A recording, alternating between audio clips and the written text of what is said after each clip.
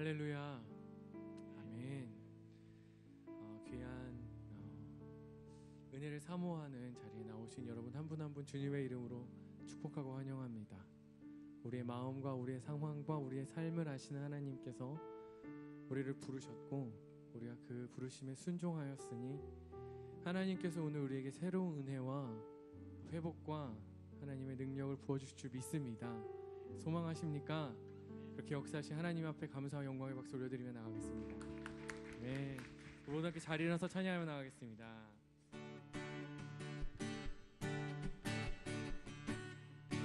기뻐하며 승리의 노래 부르리.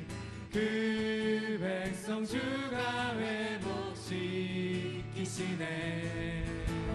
그 사랑으로 억눌렸던 자모와 칭찬과 명성 얻게 하시네. 다시 한번 선포하겠습니다. 기뻐하며 승리의 노래 부르리. 그 백성 주가 회복시키시네. 그 사랑으로 억눌렸던 자모와 칭찬과 명성 얻게 하시네. 전심으로 기뻐하리. 전능의 왕 함께 하시네. 기뻐 외치며 주께 두 손 들이 춤을 추며 왕께 찬양해. 모든 원수를 멸하신 주님 전능의 왕 함께 하시네.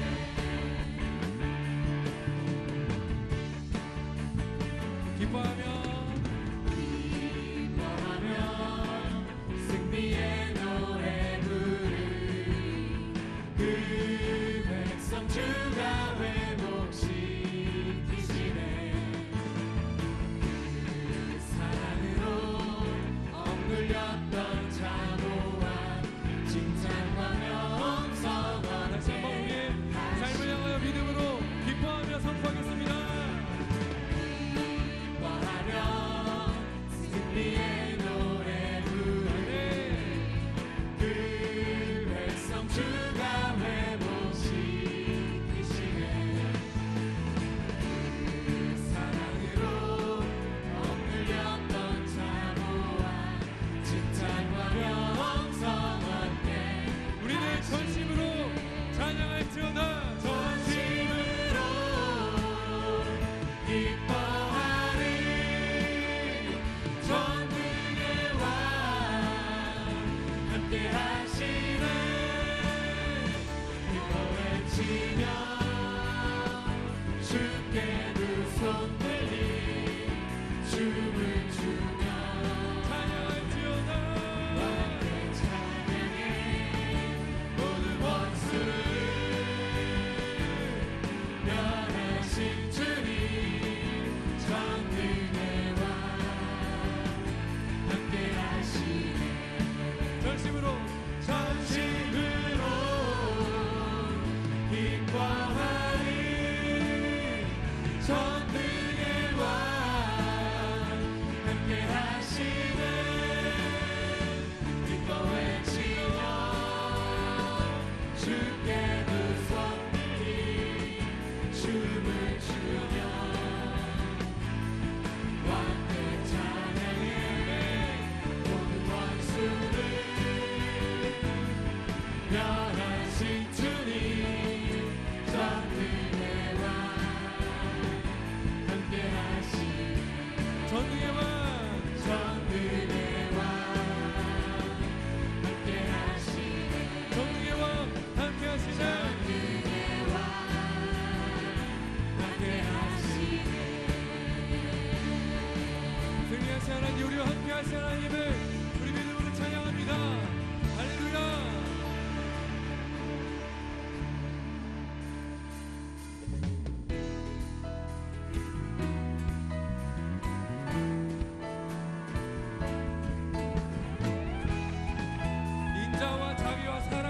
하시는 하나님, 하나님은 좋으신 하나님이십니다. 좋으신 하나님, 인자와 참이 영원히.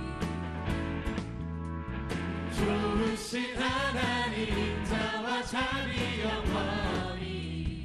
좋으신 하나님, 좋으신 하나님, 인자와 참이 영원히. 좋으신 하나님, 인자와 참이 영원히. 강나라 족속과 백성과 넌 세상 모든 세대 영원토록 주 가운데. 할렐루야 할렐루야 주 가운데 주 하나님. 주 가운데 할렐루야 할렐루야 주 가운데 주 하나님. You are good.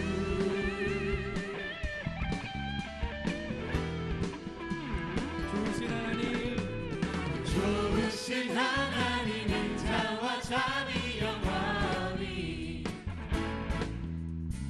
좋으신 하나님, 인자와 참이 영원히. 각나라 족속과 백성과 넌 세상 모든 세대 영원토록 주 가운데. 할렐루야 할렐루야 주 가운데 주 하나님. 주 가운데 할렐루야 할렐루야 주 가운데 주 하나님. You are good.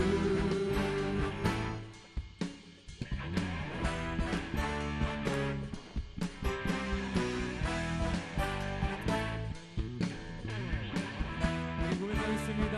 You are good. You are good all the time, all the time. You are good, you are good all the time, all the time. You are good, you are good all the time, all the time. You are good, you are good all the time, all the time. You are good. 좋으신 하나님, 인자와 참이 영원히. 좋으신 하나님, 인자와 참이 영원히. 다시 한번 좋으신 하나님, 좋으신 하나님, 인자와 참이 영원히. 좋으신 하나님, 인자와 참이 영원히. 각나라 족속과 백성과 넌 세상 모든 세대 영원토록 주 가운데. 할렐루야 할렐루야 주 가운데 주 하나님. 주 가운데 할렐루야 할렐루야 주 가운데 주 하나님. 주 하나님 주 하나님 주 하나님. You are good. 하나님 좋으신 하나님이십니다.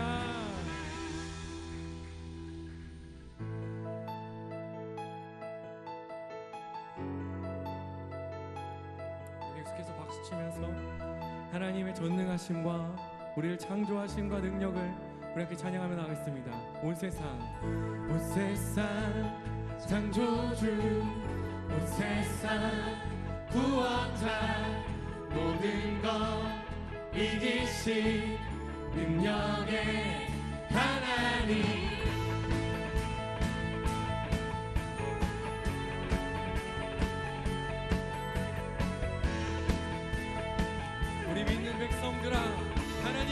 창조주이심을 선포할지어다. 온 세상 창조주, 온 세상 구원자, 모든 것 이기신 능력의 하나님. 온 세상 창조주, 온 세상 구원자, 모든 것 이기신 능력의 하나님. 모든 만물 주를 찬양해. 모든 민족 주께 경배해. 모두 승리하리, 열방 얻게 되리. 하나님께서 통치하시네. 모두 승리하리, 열방 얻게 되리.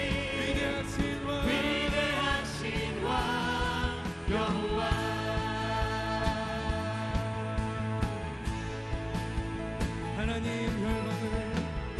하나님 열방을 우리에게 주셨네. 그 명령 따라서 열방을 취하리. 하나님 열방을 우리에게 주셨네. 그 명령 따라서 열방을 취하리. 모든 만물 주를 찬양해. 모든 민족 주께 경배해. 모두 승리하리, 열방 얻게 되리. 하나님께서 통치하시네. 모두 승리하리, 열방 얻게 되리. 위대하신 왕 여호와. 모든 만물 주를 찬양해. 모든 민족 주께 경배해. 모든 만물 주를 찬양해. 모든 민족 주께 우리 한 번 더 하겠습니다. 모든 만물 주를 찬양해. 모든 만물 주를 찬양해. 모든 민족 주께 경배해. 찬양 할렐루야. 찬양 할렐루야. 찬양 할렐루야. 하나님께서 통치하시네. 찬양 할렐루야. 찬양 할렐루야. 위대하신 왕 여호와. 선포하겠습니다. 모두 승리하리, 모두 승리하리, 열방 얻게 되리. 하나님께서 통치하시네. 모두 승리하리, 열방 얻게 되리. 위대하신 왕 여호와. 할렐루야. 살아계신 하나님을 찬양합니다.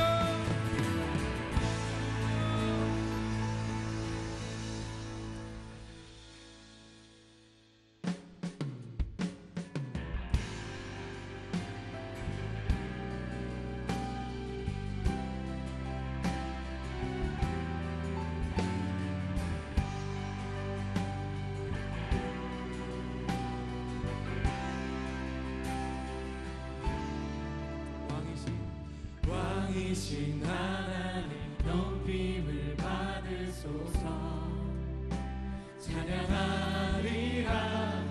영원히 높임을 받으실 그 이름 찬양하리라.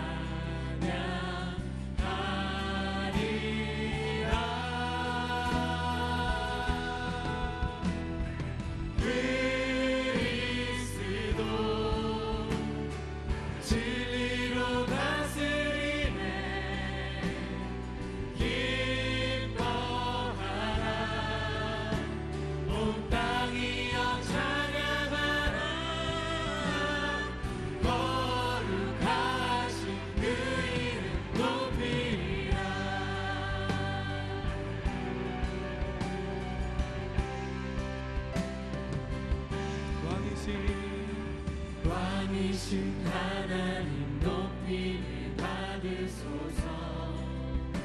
찬양하리라 영원히 높임을 받으신 그 이름 찬양하리라.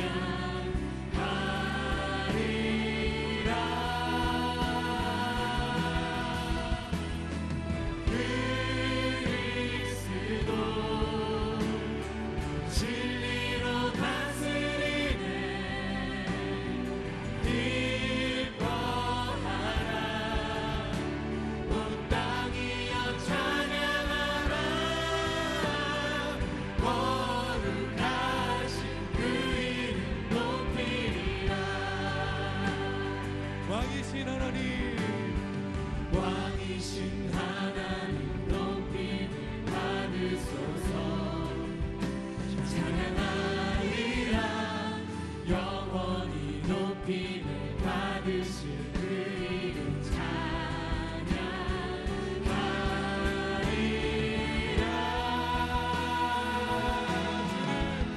그리스도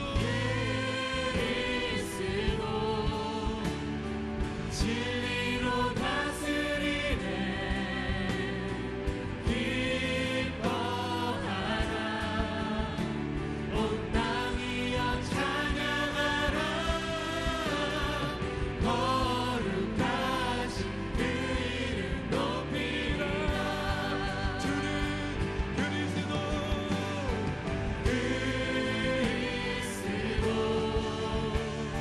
진리로 다스리네.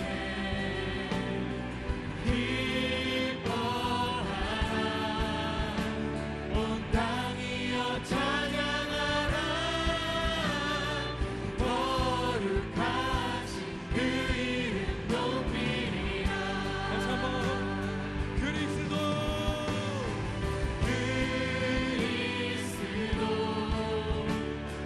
진리로 다스리네.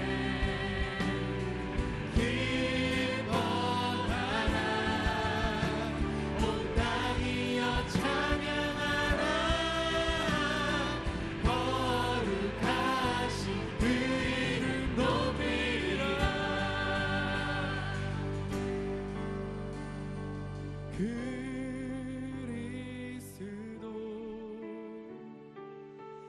진리로 다스리네. 기뻐하라 온 땅이여 찬양하라. 거룩하신 그 이름 높이리라. 그리스도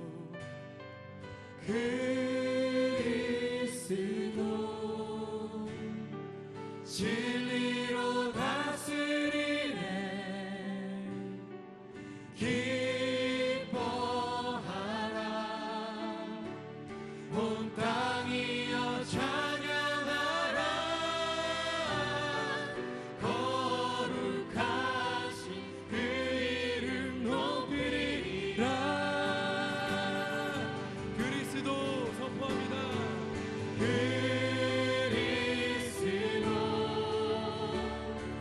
진리로 다스리네. 기뻐하라 온 땅이여 찬양하라. 거룩하신 그 이름 높이리라.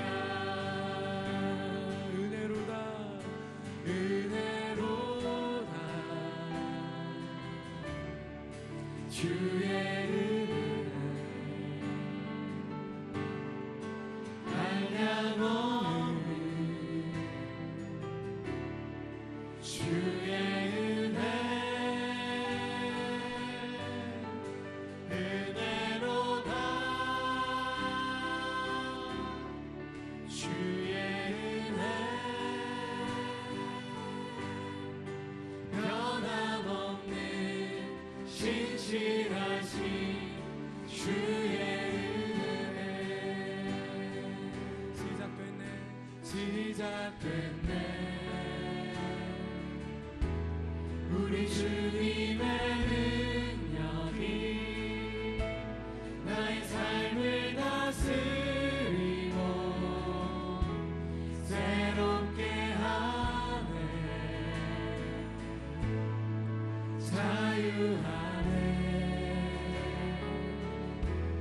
죄와 사망으로부터 나의 삶을 떠나보라. 충만하네. 시작됐네.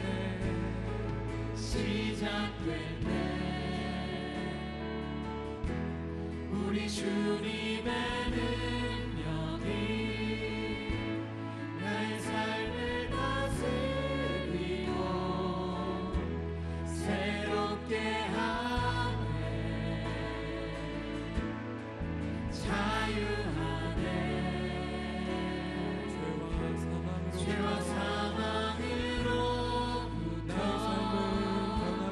나의 삶은 변하고 충만하네. 은혜로다. 주의 은혜 한량없는 주의 은혜 은혜로다. 주의 은혜 변함없는 신실하신 주의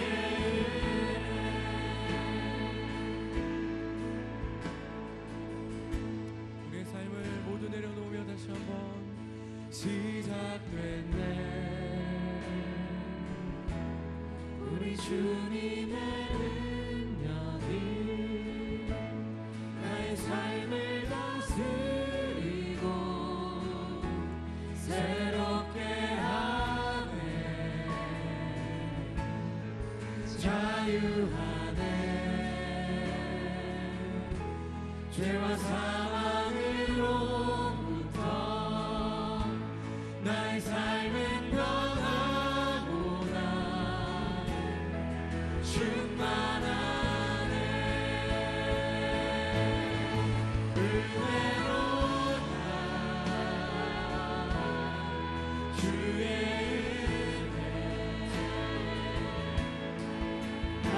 한량없는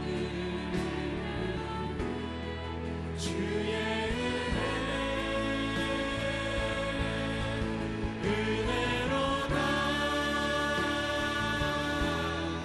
주의 은혜 변함없는 신실하신 주의 은혜 은혜만을 사모합니다. 은혜로다. 주의 은혜 한량없는 주의 은혜 은혜로다. 주의 은혜 변함없는 신실하신 주의 은혜로다. 은혜로다. 주의 한량없는 주의 은혜로다. 주의 은혜 변함없는 신실하신 주의 우리가 이 시간 기도하실 때에 우리의 두 손을 높여 들고 주님 앞에 기도하겠습니다. 하나님, 내 삶에 주신 그 은혜에 감사합니다. 하나님, 모든 것이 주의 은혜입니다. 하나님, 내가 살아가는 것도, 주를 예배할 수 있는 것도 모든 것이 주의 은혜입니다. 우리 가운데 주의 은혜를 허락하여 주옵소서. 더 크신 은혜를 나에게 부어 주옵소서. 우리 두 손을 높이 들고 주님 앞에 주의 이름 한 몸으로 함께 기도하겠습니다. 주여,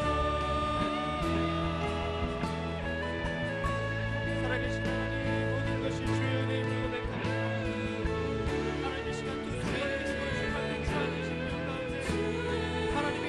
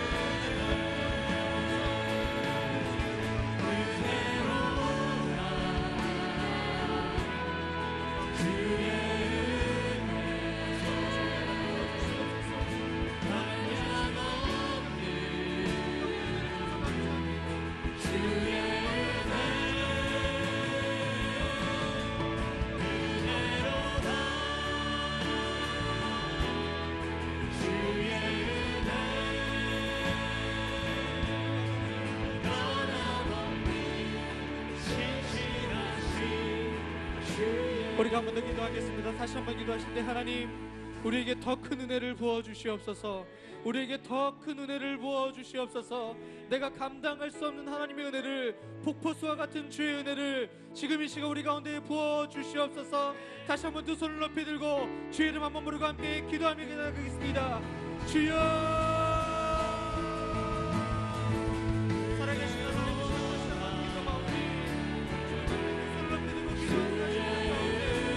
하나님의 은혜를 부어주시옵소서.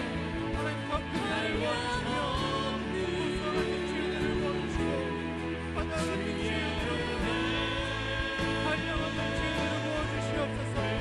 영원히 감당할 수 없는 하나님의 은혜를 부어주시고 그 은혜로 말미암아 우리가 살아갈 수 있도록 주의 은혜가 우리 삶에 주의 은혜가 삶의 우리를 고백합니다. 주의 은혜가 우리 삶의 우리를 고백합니다.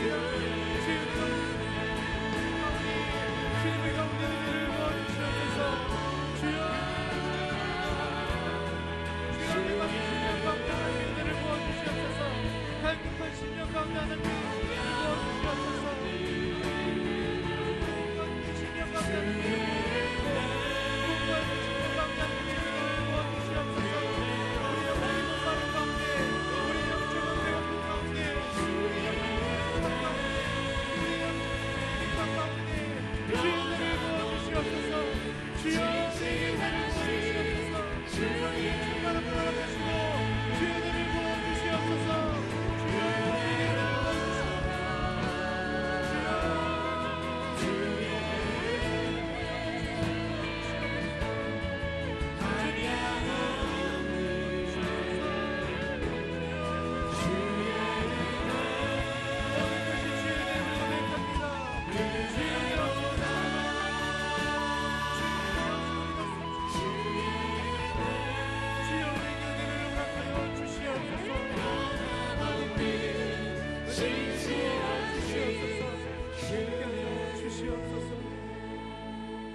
살아계신 하나님, 모든 것이 주의 은혜임을 고백합니다.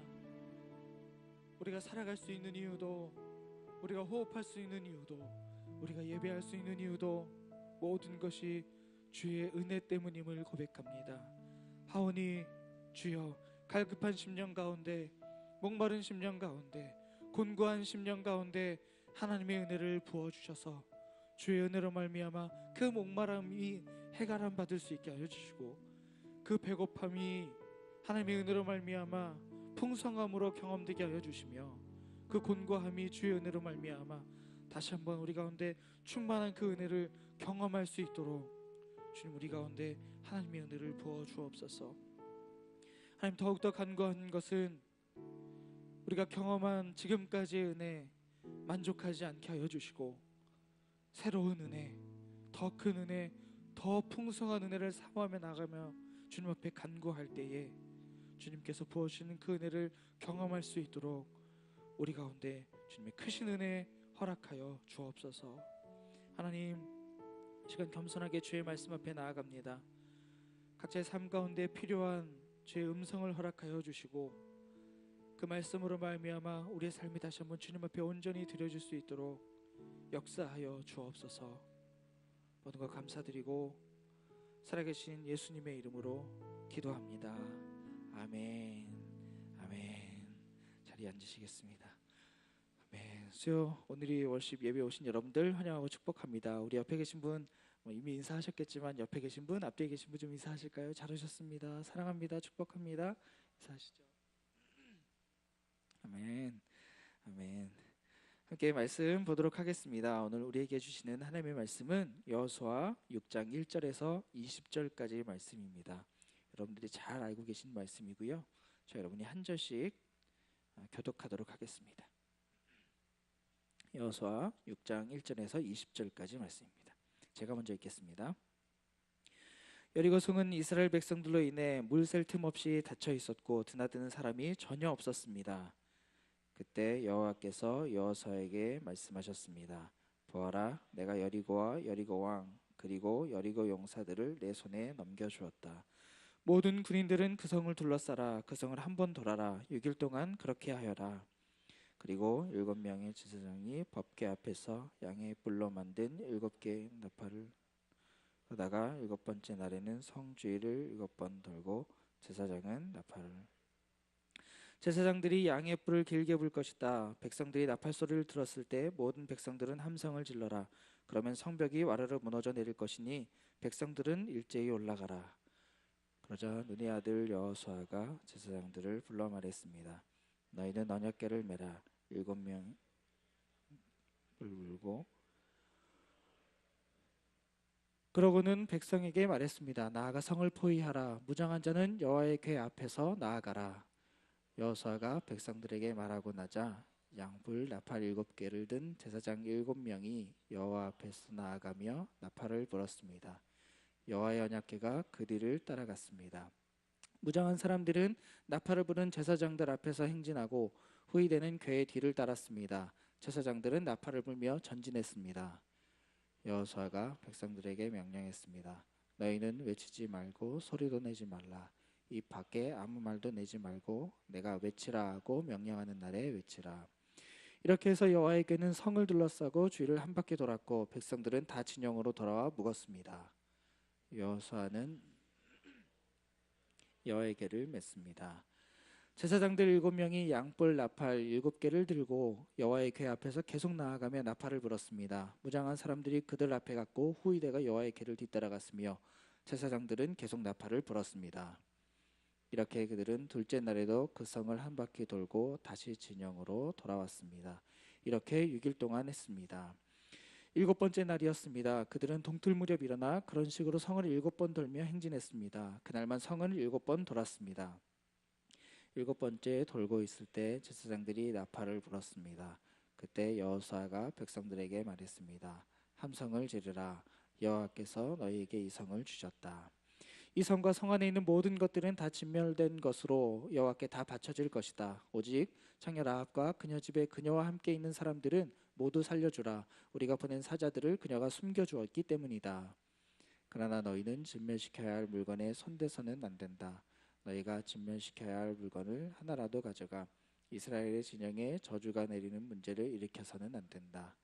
모든 은과 금, 청동과 철로 된 그릇은 여호와께 거룩하게 구별돼야 한다. 그것들은 여호와의 금고에 드려야 할 것이다. 백성들은 함성을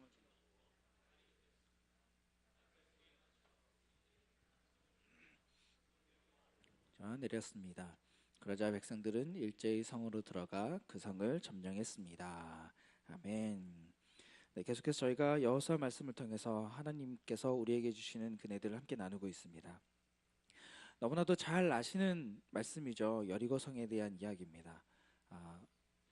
다들 그렇지만 이 여리고 성도 그렇고 뒤에 나오는 아이 성도 그렇고 저희가 그 성의 멸망의 이야기들, 그 과정의 이야기들을 다 알고 있기 때문에 그런 것에 대해서 이렇게 저렇게 설명드리는 것이 오히려 여러분들에게 더 복잡함만을 드리는 것 같습니다. 그리고 여러분들이 잘 아시는 이런 말씀들을 가지고 여러분들에게 설명을 드린다는 것이 어떨 땐 참으로 어려운 일인 것도 같습니다. 사실 여러분들이 하시지 않아서 그렇지 지금 이 시간 바로 나와서 여리고성에 대해서 이 말씀에 대해서 여러분들이 알고 계신 정보와 지식과 또 은혜들을 나누라고 말씀드리면 아마 적어도 10분 이상씩 그 이야기들을 쭉 하실 수 있을 것 같습니다. 그래서 거두절미하고 여리고성에 대한 직접적인 이야기부터 들어가고 싶습니다. 여호수아가 가나안 땅을 정복하는 데 있어서 첫 공략 대상으로 삼은 것이 여리고성입니다. 근데 우리는 성경에 나오는 그 흔히 말하는 난공불락의 요새들, 그 성들에 대한 잔상들이 남아 있습니다.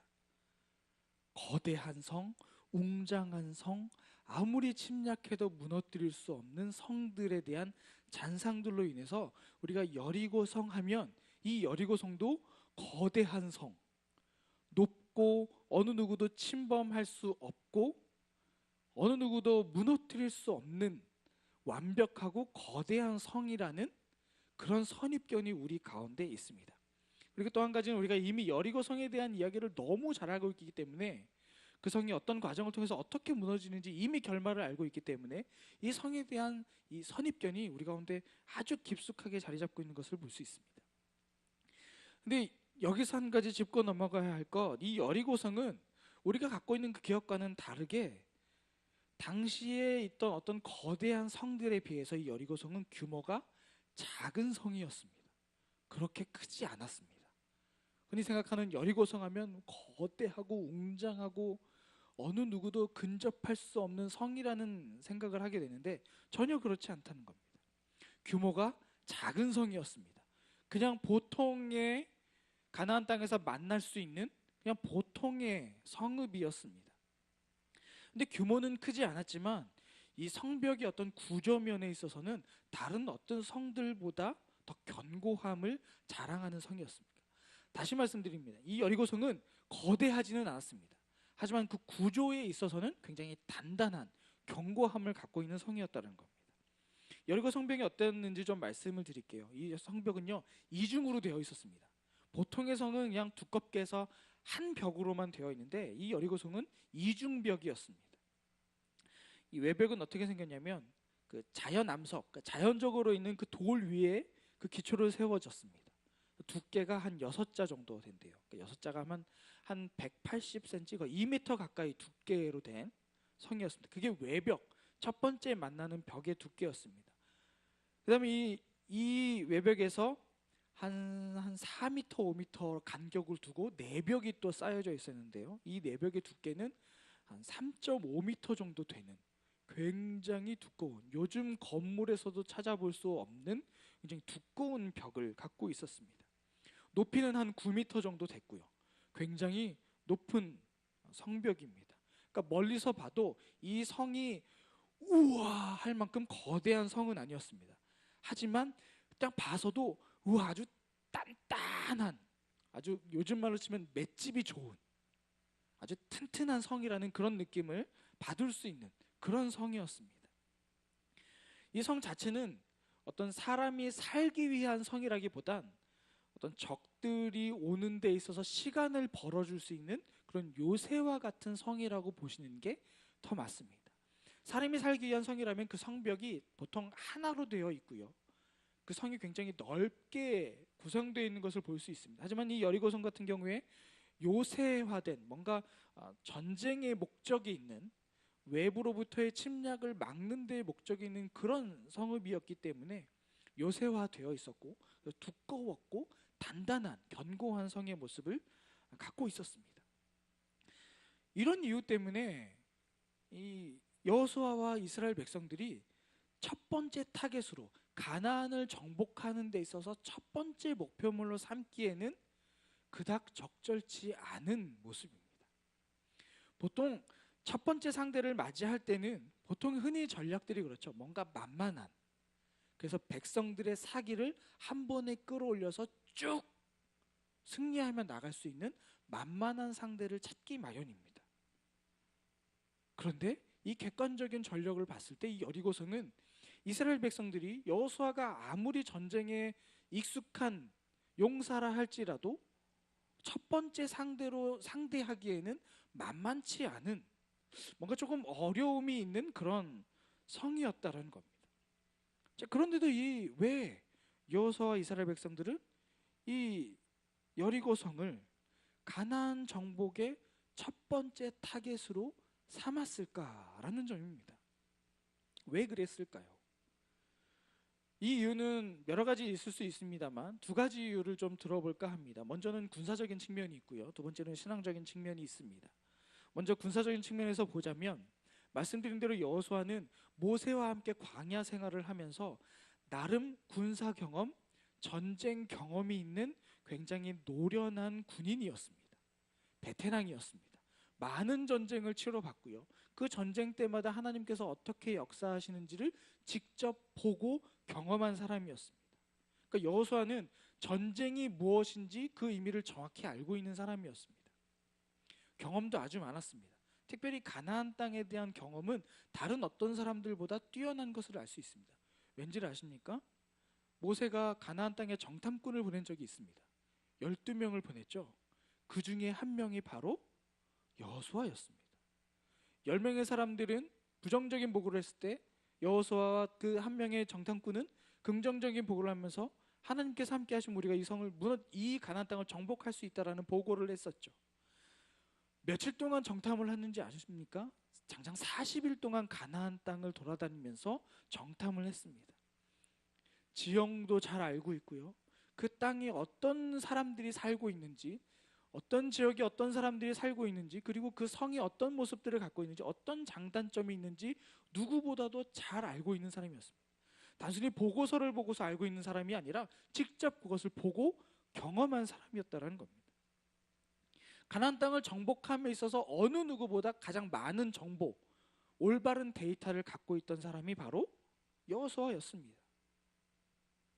근데 우리가 지난주까지 쭉 여호수아 말씀을 보시면 이 가나안 땅을 정복하기 위한 이 여호수아의 그 과정을 보시면 여호수아가 이렇게 정보를, 가장 최신 정보를 자기 스스로가 알고 있음에도 불구하고 다시 한번 정탐꾼을 보낼 만큼, 기억나시죠? 라합의 집에 들어갔던 정탐꾼 2명을 기억하시죠?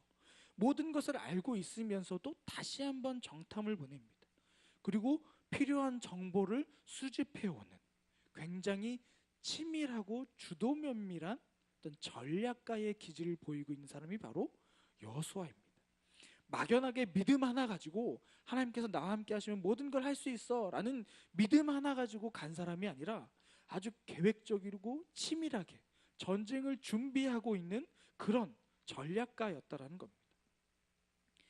그렇기 때문에 여리고성을 공략하는 데 있어서 굉장히 우발적이거나 하나님께서 말씀하셨어, 그래서 저 성이래, 뭐고 그냥 아무 생각 없이 그냥 들이닥친 그런 형국이 아니라 가나안 정복 전쟁에 있어서 굉장히 치밀한 전략을 준비하고 계획한 사람이었다라는 것입니다. 군사적인 측면이죠. 이 군사적인 측면과 연결해 봤을 때 이 지리적으로 면도 볼 필요가 있습니다. 지리적인 면에서 봤을 때 이 여리고성은 요단 동쪽에서 가나안 본토로 들어가는 데 있어서 가장 첫 번째 만나는 관문입니다. 반드시 통과해야 되는 성읍이라는 거죠. 그리고 이 여리고성을 시작으로 해서 가나안 땅의 여러 큰 도시들을 갈 수 있는 그 메인 도로, 우리나라로 치면 약간 경부선 같은 느낌의, 경부고속도로 같은 느낌의 그런 메인 고속도로를 시작하는 그 지점이 바로 이 여리고성입니다. 굉장히 중요한, 지리적으로 요충지라고 말할 수 있죠. 그래서 이 여리고를 점령한다는 것은 가나안 어떤 중부지방 가운데 중심 지역의 그 동서를 횡단하는 도로를 차단하는 역할을 하는 것입니다. 굉장히 의미가 있죠. 군사적인 목적이 있다라고 할 수 있습니다.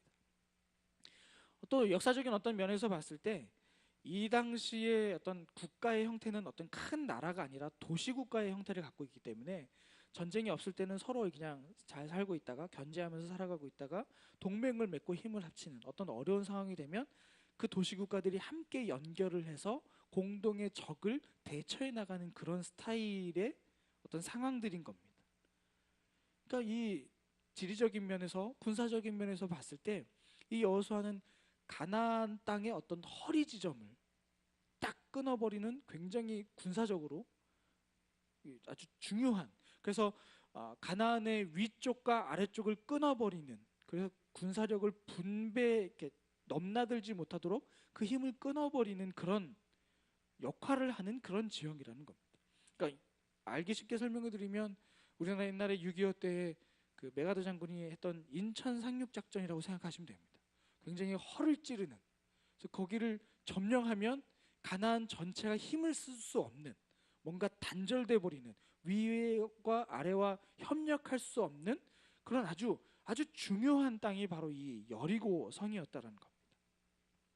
이것이 어떤 군사적인, 지리적인 그런 측면이었다면 이제 신앙적인 어떤 측면도 무시할 수 없습니다. 이 군사적인 어떤 목적과 맞먹을 만큼의 신앙적인 목적이 굉장히 분명한데요.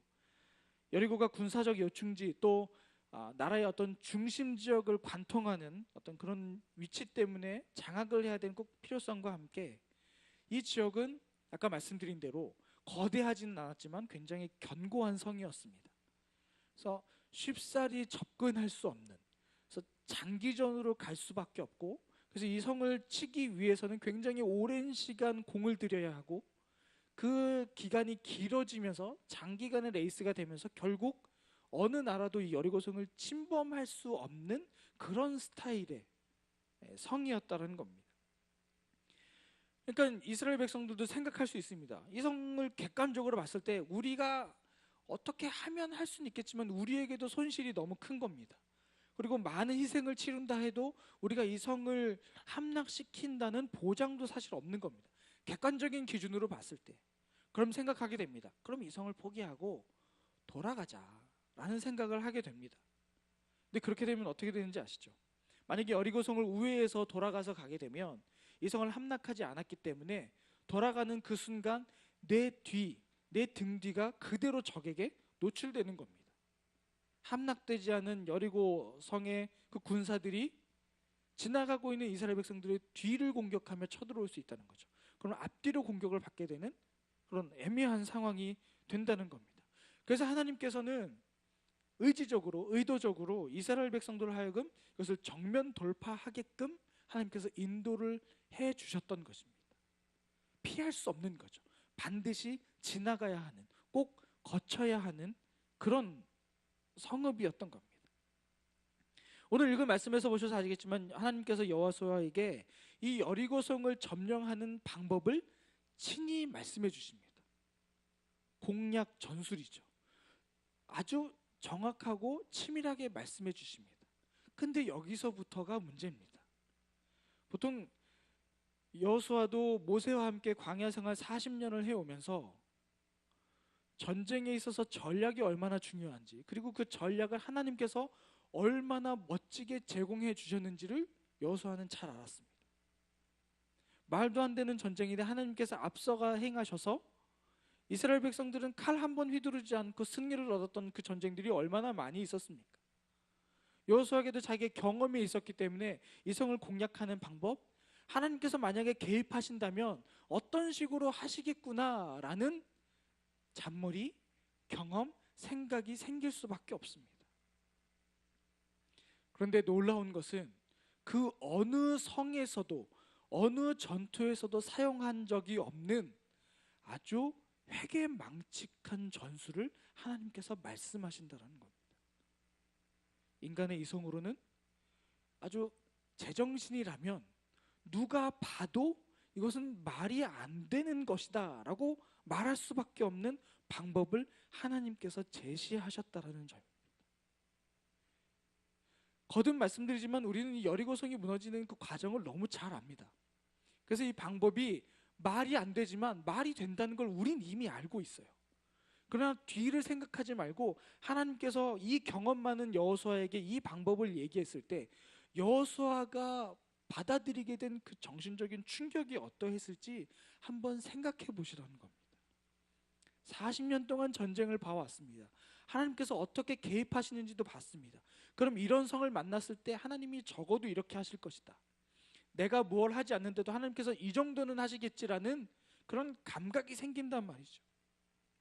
근데 그거를 뒤집어 엎는, 한마디로 말도 안 되는 방법을 하나님께서 말씀하셨습니다.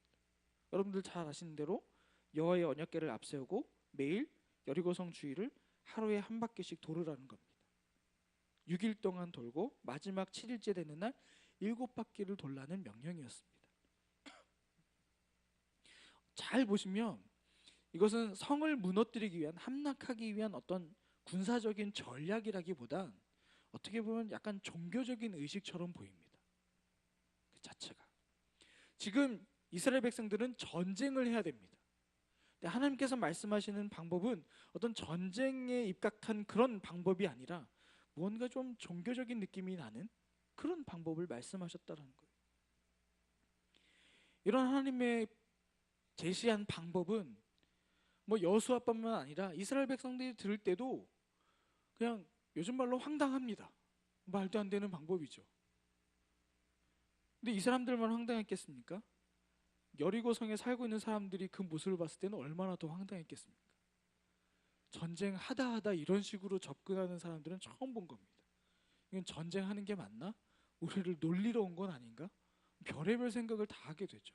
이미 소문으로는 이스라엘 사람들이 하나님이란 신을 앞세워 초토화시키면서 우리를 향해 오고 있다고 하고 그 요단강을 희한한 방법으로 건너 넘어왔는데 우리 성을 접근하는 방법이 성 주위를 매일 뱅글뱅글 돌기만 한다는 거예요.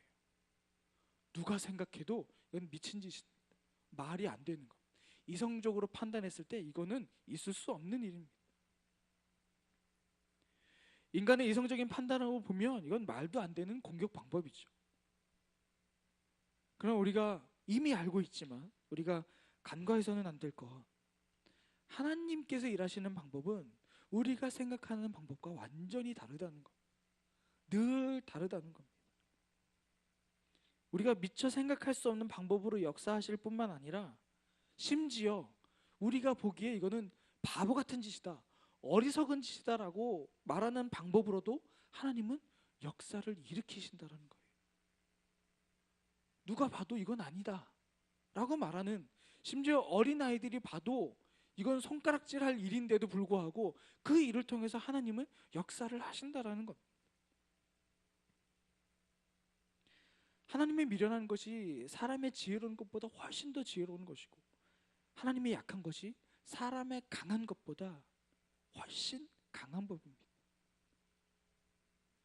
그런 이유 때문에 우리가 하나님 앞에서 취해야 할, 하나님이 말씀하시는 것에 대해서 우리가 취해야 할 바른 자세는 하나님을 믿는 것입니다. 그리고 심지어 우리가 아무리 생각해도 믿어지지 않고 이해되지 않고 인정할 수 없는 하나님의 말씀일지라도 하나님께서 말씀하셨다면 그것에 대해서 우리가 온전히 순종해야 한다는 것이죠. 선택입니다. 어떠한 사건이 있을 때 그것에 대해서 해결 방법을 말씀하시는 하나님 앞에서 우리의 생각과 우리의 기준으로 이것을 이해하려 했을 때 도저히 이해 안 되는 그런 상황, 그러나 하나님께서 우리에게 제시해 주시는 그 방법 사이에서 우리는 갈등합니다. 우리의 이성적으로 갈 것이냐, 아니면 이해되진 않지만 하나님의 그 편에 설 것이냐, 어느 편에 설 것이냐라는 선택의 기로를 우리에게 늘 주어진다는 겁니다. 계속 말씀드리지만 우리가 여리고성이 어떻게 결말이 나는지 잘 알고 있습니다. 하지만 첫날 첫 바퀴를 돌고 와서 사람들이 생각했을 그 웅성웅성됨을 여러분 한번 상상해 보시겠습니까? 이게 뭐야? 이렇게 하면 된대? 별의별 소리와 의심들이 우리들 속에서 일어날 것입니다. 이렇게 하면 여리고성이 무너진대? 소문 들어보니 여리고성 두 겹이라던데, 이건 몇 자고 저건 몇 자고, 이렇게 하면 이게 무너진대? 하나님에 대한 의심, 심지어 여호수아에 대한 의심, 서로서로에 대한 불신이 그 가운데 얼마나 많이 일어나겠습니까? 그럼에도 불구하고 우리의 선택은 무엇을 향해야 할까요? 하나님의 것을 따르고 순종해야 한다는 것입니다. 그렇게 할 때에 그 견고한 여리고성이 무너지듯이 우리 앞에 놓여 있는 그 문제들도 해결될 줄 믿습니다. 자, 1절을 보시면 이렇게 기록되어 있습니다. 1절에 이렇게 나옵니다.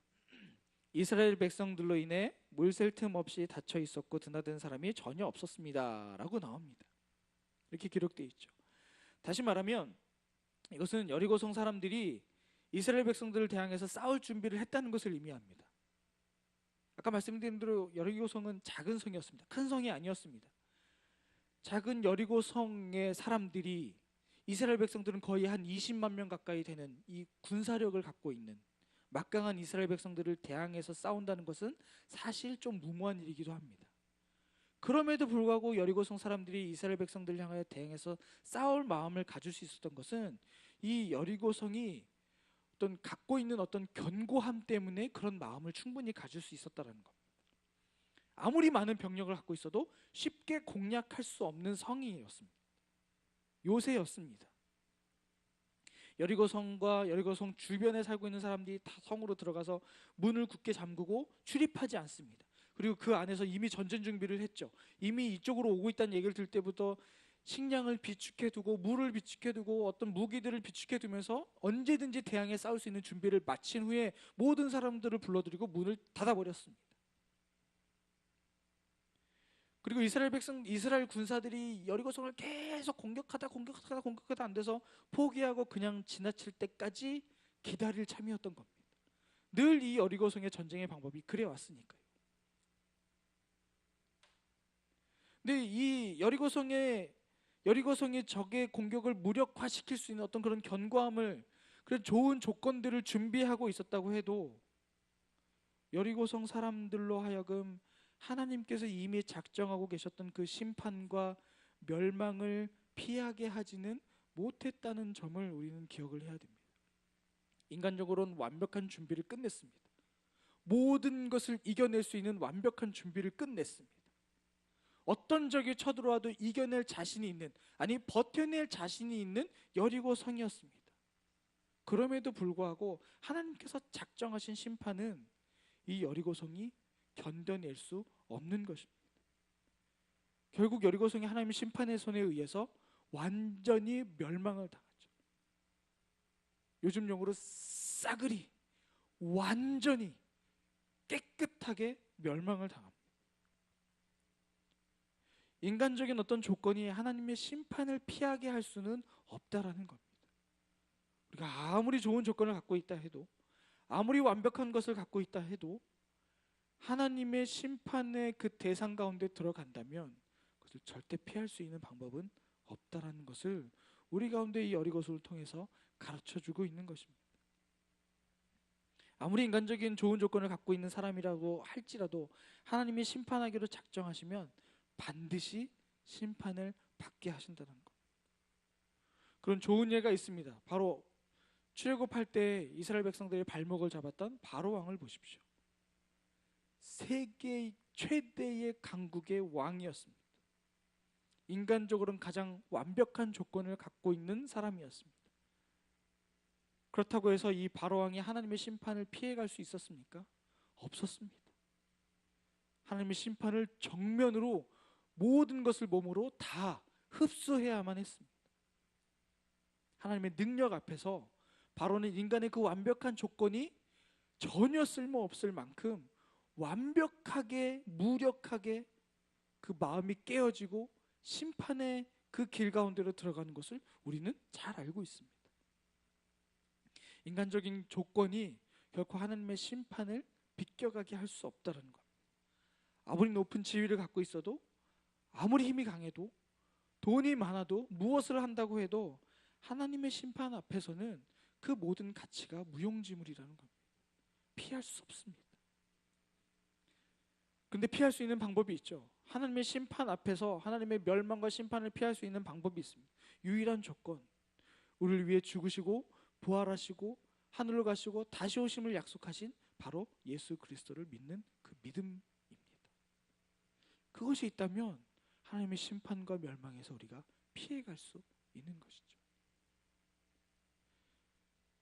그래서 우리가 가져야 하는, 우리가 갖고자 하는 것들, 그 조건들에 대해서 우리가 이 땅에서 연연해 할 필요가 없다는 겁니다.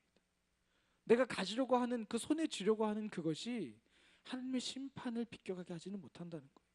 오직 예수 그리스도를 믿는 그 믿음만이 하나님의 심판, 하나님의 멸망으로부터 우리를 자유케 할 수 있다는 것입니다. 우리는 그 믿음이 있기 때문에, 그 기준이 있기 때문에 이 땅을 살아갈 때 우리가 초연할 수 있는 것입니다. 하나님의 은혜로 예수 그리스도의 이름 때문에 우리가 구원받을 수 있는 것이고, 그 구원의 능력 때문에 우리가 심판대 앞에 섰을 때에 우리가 심판받지 않고 하나님 나라로 들어갈 수 있는 것입니다.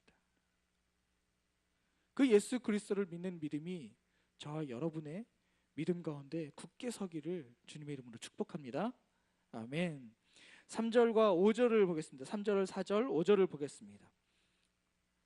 3절에 이렇게 기록되어 있습니다. 모든 군인들은 그 성을 둘러싸라. 그 성을 한번 돌아라.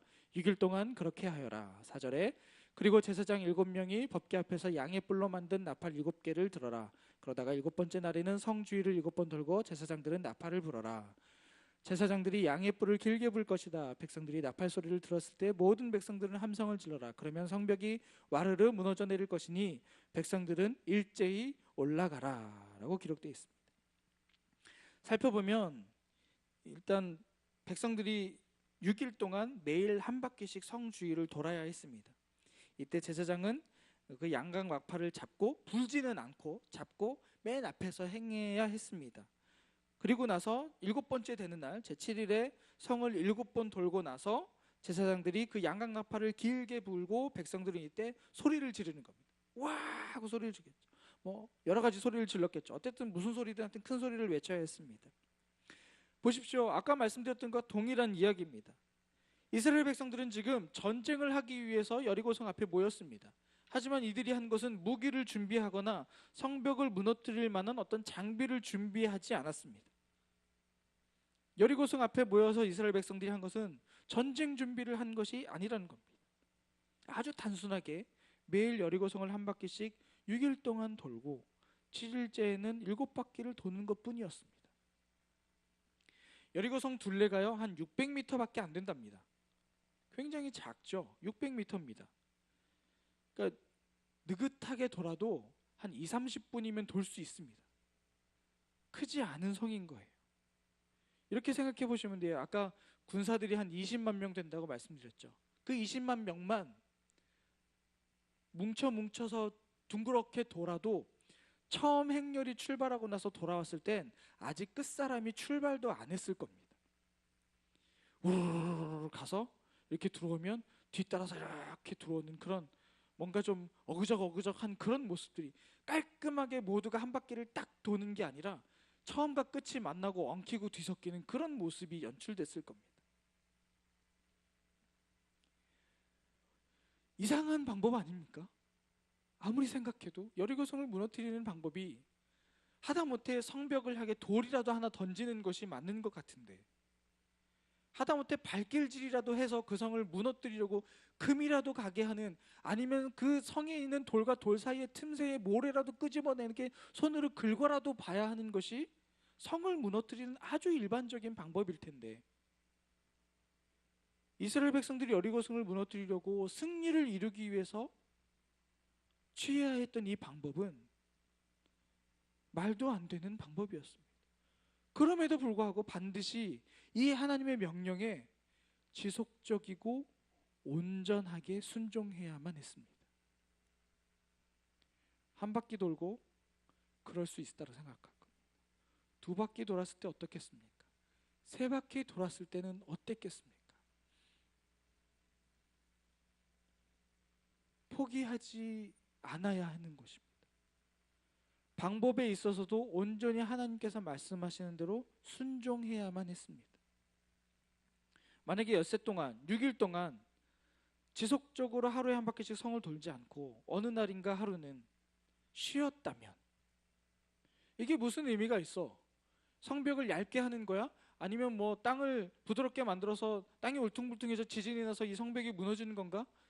뭐 이런 의심 속에서 하루를 만약 돌지 않았다면 여리고성은 결코 무너지지 않았을 것입니다. 혹은 그 나팔을 들고 있는 제사장이 언약궤 맨 앞에 행해야 하는데 그날 좀 피곤하다고 3명만 앞으로 가고 나머지 사람들은 뒤에서 걸었다면 여리고성은 절대 무너지지 않았을 것입니다. 또 마지막 7번째 날 성 주위를 7바퀴를 돌아야 하는데 한 바퀴 돌아도 아무 일도 안 일어나는데 2바퀴 돈다고 무슨 일이 일어날까? 라고 5바퀴만 그냥 돌았다면 여리고성은 절대 결코 무너지지 않았을 것입니다. 말도 안 되는 방법이지만, 우리가 이해할 수 없는 방법이지만 하나님께서 말씀하신 그 명령에 우리가 지속적이고 온전한 순종이 있을 때에 하나님의 역사는 일어납니다. 그 6일 동안 얼마나 지루했을까요? 7일째 7바퀴를 도는 동안 도대체 무슨 일이 일어난단 말이야? 라고 의심 섞인 말들을 하면서 얼마나 불평을 했을까요? 그럼에도 불구하고 하나님께서 우리에게 요구하시는 순종은 지속적이고 온전한 순종입니다. 이런 순종이 있을 때 하나님의 역사를 이루어내고 우리에게 하나님의 승리를 경험하게 하신다라는 겁니다. 근데 우리의 순종은 많이 그렇지 못합니다. 저 역시도 그렇습니다. 처음엔 순종을 하다가 시간 지나면 하지 않는, 하나님의 눈치를 보면서 뭐 안 해도 괜찮은 것 같은데 라는 느낌이 들 때 그냥 멈춰버리는 지속성 없는 그런 순종. 들었을 때 야 이건 그럴듯하구나 라는 생각이 들 때, 내 마음에 들 때만 순종하는 어떤 온전치 못한 순종, 그래서 내 마음에 들지 않으면 하지 않는 온전치 못한 그 순종은 진짜 순종이라고 말할 수 없습니다.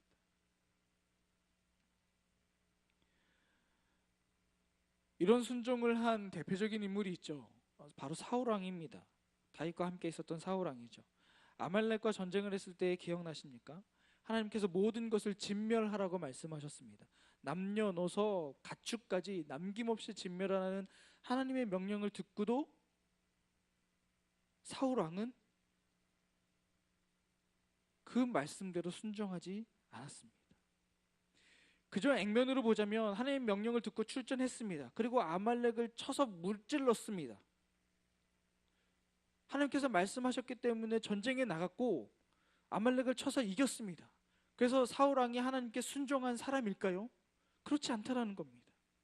하나님 명령에 따라서 아말렉과 전쟁을 해서 쳐서 이기긴 했지만 가축 중에 좋은 것 빼돌렸습니다. 그리고 아말렉 왕인 아각 왕을 살려두었습니다. 결국에 하나님께 불순종했다는 평가를 받게 되고 하나님께 버림받는 신세가 됩니다. 사무엘상에 나오죠. 이렇게 지속적이지 못한, 온전하지 못한 순종은 순종이라고 말할 수 없습니다. 근데 우리는 얘기하죠. 사울왕이 이렇게 했을 때 이런 모습을 본다면 우리는 얘기합니다. 하나님 말씀하신 전쟁 했잖아, 이겼잖아, 순종이라고 말합니다.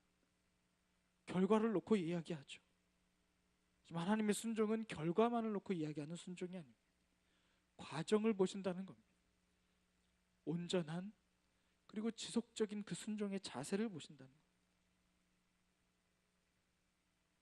지금 이스라엘 백성들은 그 전의 삶을 보면 불순종한 모습들이 얼마나 많았습니까? 그리고 자만하고 교만했던 모습들이 얼마나 많이 있었습니까? 광야의 40년 생활 동안 하나님께서 40년을 그렇게 뺑뺑이 돌린 이유는 그들 가운데 있었던 불순종의 마음, 교만한 마음이 있었기 때문에 하나님께 그렇게 해서 훈련을 시키셨죠. 근데 지금 이스라엘 민족은 구체적인 하나님의 명령을 그대로 이행하는 행동의 모범을 지금 보이기 시작했습니다. 광야에서의 모습과는 완전히 다른 하나님께 온전히 순종하는 모습을 이스라엘 백성들이 보이기 시작했다는 겁니다. 이 순종이 있었기 때문에 하나님의 역사가 있었습니다. 말도 안 되는 일이었지만 그것에 온전히 지속적으로 하나님 말씀하실 때까지 순종했기 때문에 그 순종을 통해서 나머지는 하나님께서 하신 겁니다. 우리가 순종하면 나머지는 하나님의 몫이 되는 겁니다.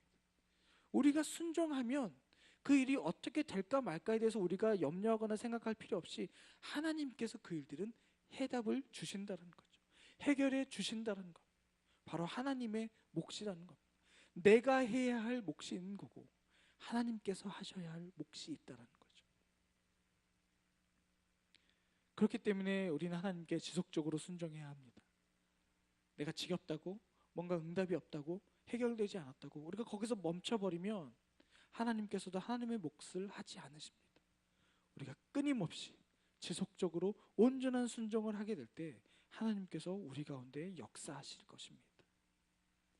처음에만 열심을 내다가 결국엔 흐지부지하게 되는 어떤 그런 용두사미의 순종이 아니라, 또 내가 원한다고 하는 것, 내가 원치 않는다고 안 하게 되는 그런 온전치 못한 순종이 아니라, 하나님의 명령이라면, 하나님께서 말씀하셨다면 그 어떤 것도 빠짐없이 다 순종해야 한다는 것입니다. 그렇게 순종할 때에 하나님의 역사가 우리의 삶 가운데 일어나게 될 줄 믿습니다. 그 순종을 통해 하나님께서 우리 삶 가운데 역사하시는 모습을 보기를 원합니다. 이것이 하나님 편에 서서 하나님께 반응하는 것입니다. 이것이 옳은 길인가 저것이 옳은 길인가라는 갈림길에 서서 하나님의 것이 무엇인지를 보고 우리가 하나님의 것을 선택하여 하나님께서 이루실 때까지, 하나님께서 응답하실 때까지 지속적으로 온전하게 순종하는 그 모습이 바로 우리가 하나님 편에 서는 것입니다. 그리고 하나님께 반응하는 것이죠. 그렇게 할 때 하나님께서는 우리의 순종을 통해 놀라운 역사를 이루실 뿐만 아니라 우리의 삶 가운데 승리하는 삶을 경험케 하신다는 겁니다. 그렇게 순종을 통해 하나님의 승리를 나의 승리로 경험하는 저 여러분 되기를 주님의 이름으로 축복합니다. 아멘. 요즘 저희가 느헤미야를 묵상하고 있습니다. 느헤미야가 하나님 앞에 순종하는 사람이었습니다. 오랜 시간 동안 이루어지지 않을 것 같은 일이었음에도 불구하고 하나님의 비전을 품고 하나님 앞에 순종하며 나갔습니다.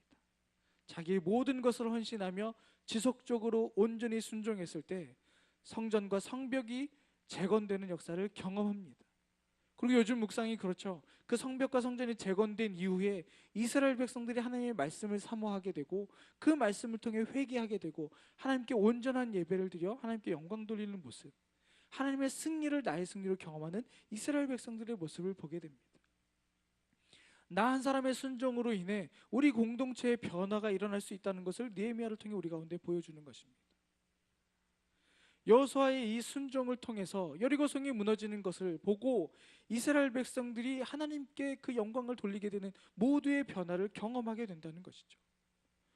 여러분들 한 분 한 분의 순종을 통해서 하나님께서는 우리 주변에, 나의 공동체, 내 삶의 주변의 변화를 함께 이뤄가기를 원하신다라는 것입니다. 나의 순종으로 인해 나의 공동체가 함께 그 승리를 누리게 된다는 것이죠. 하나님께 순종하십시오. 그것이 무엇이든지 하나님께서 말씀하셨다면, 이게 하나님께서 말씀하셨는지 안 하셨는지 잘 모르겠는데요, 본인은 잘 압니다. 하나님께서 말씀하신 그 내용을 압니다. 그게 내 마음에 들면 아멘하고 순종하죠. 내 마음에 안 들면 하나님 말씀하시지 않은 것 같다는 생각을 자꾸 하고 불평합니다. 하나님께 순종하십시오. 말씀하신 그대로 순종할 때에 하나님께서 우리 앞서서 싸워 나갈 것입니다. 우리 삶에 역사하시는 하나님의 그 능력을 경험하는 그런 저와 여러분 되기를 주님의 이름으로 축복합니다. 아멘. 같이 기도하겠습니다. 오늘 말씀을 기억하시면서 우리가 한 가지 같이 기도하기를 원합니다. 여호수아와 이스라엘 백성들이 하나님 말씀에 순종함으로 그 승리를 삶에서 경험했던 것처럼 하나님의 말씀은 말도 안 되고 이해되지 않고 어렵고 복잡하고 내 마음에 들지 않는 그런 것일지라도 하나님께서 말씀하셨기에 내가 하나님 편에 서서 하나님께 반응함으로, 하나님 편에 서서 하나님께 순종함으로 그것이 지속적으로 온전히 순종하게 되어 하나님께서 내 앞서 나가 싸워 이기는 그 승리를 내가 경험하게 하여 주옵소서. 내가 순종함으로 말미암아 내가 감당할 수 없는 하나님의 역사를 보게 하여 주시옵소서. 내가 해결할 수 없는 일이지만 내가 순종한 것을 통해